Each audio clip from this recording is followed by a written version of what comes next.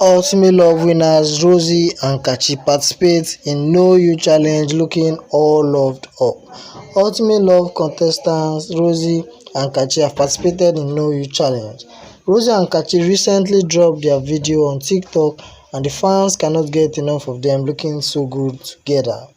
Kachi and Rosie emerged winners of the reality TV show Is All Shades of Love as they held each other and took photos in the photo shoot. Kachi and Rosie's love story started in the love pad at Ultimate Love show. Both couples made the news when Rosie revealed that she is the mother of two. At the end of the show, they both won 5 million naira and will have their wedding sponsored if they get married within a year. If they successfully stay in the marriage for a year, they will be given a well-furnished apartment. Kudos to Rosie and Kachi. We believe their love was made in heaven. What are your thoughts on this, guys? Please leave a comment in the section below.